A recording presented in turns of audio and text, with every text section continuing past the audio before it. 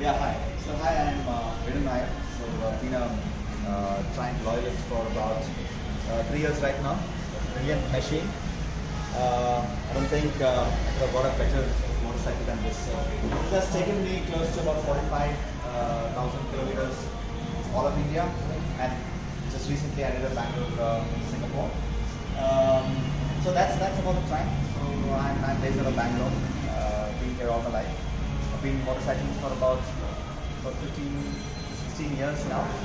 So couldn't have asked for a better machine to take me across the globe. So I intend to do around the world, and I don't think, because with all the experience I have riding this motorcycle, I don't think I can find a better motorcycle because of the network, the dealership network, the ease, the stability, the durability, everything. So that's Tiger. So I want to just thank you very for selling me this one. Sometime in November I did the Bangalore to Singapore. So I didn't want to waste time riding from here to Guwahati. So we shipped the motorcycle out to Guwahati, and then from there we start riding all the way to Singapore. So that was the map. The first entry point was Myanmar. Obviously, there's no other way. That's how you need to enter. You can't go to Bangladesh and all that, but that's a bit of a logistical nightmare. Enter Myanmar to More. You finish all your paperwork, and then there's a guy who comes in who helps you navigate across the country. You can't. It's kind of restricted country, so you will have to listen to what those guys suggest. You still can kind of get flexible with them, but that's what it is. He will let you off in Thailand, and from Thailand everything is kind of seamless if you have your paperwork right. So I got into Thailand and then finished the northern part of Thailand, and then entered Cambodia, and then got again to Thailand, and then Malaysia, and right to Singapore. I mean, any adventure, you are definitely going to be facing a lot of incidents and stuff like that. The only kind of an experience I had was I had a pretty bad fall in Myanmar. The thing in Myanmar is, the history, right? I mean, it's war rally, there's a lot of civil war going happening, and Hamtas and stuff like that. So the infrastructure is not that great. The roads are still pretty ancient. So at one point of time, it can be the best motorcycle in the world, and then you can be the most experienced rider, but there are certain things you just can't escape. And you went over, a bridge was just kind of broken down, you had a fall. The bike took a big beating, but it helped me go all the way to Singapore. So I think that's another reason why I continue to be loyal to these brands. So that's about it. I don't know. So there's a lot of accessories. Most of them are functional and some are cosmetic. I mean, you have these LED lights which kind of flicker. They're purely cosmetic. But sometimes it even attracts attention so that people don't come really close to you when you're on highways and stuff like that. Sometimes people try to come close to you, but if there are lights which are intimidating, they really don't. So that's the reason why you have so many lights. Let's start with these aux lamps, right? I mean, you have Squadron Pros, and you have the Triumph ones. I use the Triumph ones which kind of strobes. It's again basically to make sure your presence is felt. The people don't come really close to you, or if there's somebody coming in the front, they know that there's a motorcycle coming, so they kind of give way. And then you have all, and I carry these radios with me because number one, I'm a licensed ham radio operator. So this kind of helps you. Well, now you have these mobile phones are everywhere. I mean, there's network everywhere. There's no place there's no network. But this can help you. I mean, if you're really into some places where there's absolutely no network. And you can't get into government frequencies, but at least there will be some repeater close by where you can kind of seek help. So these radios help. I use this mostly in India because you don't have a license to take this radio outside the Indian borders or Indian airspace or Indian waterways, right? So this is purely within the Indian territory. So I use this when I'm riding in India. These bags are waterproof bags, which these are from Trigger. One I carry my medical kit, and then the others I carry general lubes and what else? And the tire pressure monitor, this kind of stuff.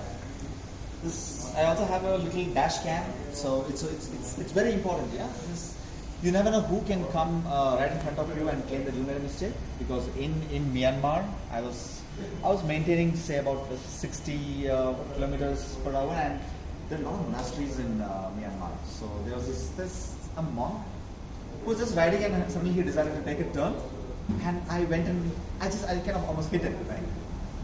So I had evidence that it was that man's mistake and not mine. So this device helps. This is part of my radio's accessory. So the tank pack helps. Of course, to put in your little documents. Though it's not waterproof, you have a rain cover, so you can carry a little bit of a cash. I carry a pepper spray always. Thankfully, I haven't used it. I don't intend to use it, but it's because I do a lot of solo. I always do solo, so it's always important to have something like a pepper spray. You never know, right? So, and then a little bit of stickers or whatever. UMP service. It's not good to give them money, so you give these little things. They're kind of very happy. So. Some hand sanitizers. I always used to carry that. Now it's all the more important to have it. So the tank pack helps. So these boxes are brilliant. It's both it helps carry a lot of stuff, and this also kind of saves your leg and saves the crucial parts of the motorcycle. So when I had the accident in Myanmar, right? So I lost my boxes, but the boxes kind of took the entire beating. So I'm kind of standing there alive because these boxes took most of the load. Right? The silencer was saved. I probably lost the footrest, but I didn't find it. But it was a box which kind of so. Again, these lights are part fancy and part functional as well. It's always good to have it in this corner because sometimes people know that the bike has boxes, so they don't come really close, and especially if you have some reflectors and stuff like that, it kind of helps. Then we have a little toolbox here. I carry a little umbrella in this. It's supposed to carry your the tools, but I have an actual full-fledged toolkit inside of my motorcycle. So here I just carry a little umbrella. You ride across different terrains and different seasons. So an umbrella is good, and then you have a couple of other things. And this is my mascot. So just a fun thing to have on the motorcycle. So that's the story, and there's some mounts to carry some water, and this is like a hot and cold flask. You just carry some tea. Sometimes you really don't want to stop by a shop or something, so you just stock it up with some tea. You can stop somewhere and probably sip your tea, and that stays hot or cold for about 8 or 12 hours, which is fine. Aftermarket life, for example, is this push screen. This takes in a lot of wind blast. The current the Triumph's windscreen does serve the purpose, but for me, because I'm a little on the taller side, I wanted the taller windscreen. So this kind of helps. I had a RAM mount, but I'm using this because this is kind of very minimalistic design, and it doesn't vibrate much. You just kind of clip it in, and it just looks pretty clean. It's easy to navigate the GPS or any code and stuff like this coming. So yeah, that is most of it. Yeah. So the dash cam is connected to this TFT. So this so you have these boxes here. You have no clue what is there behind or taking it reverse. So this helps.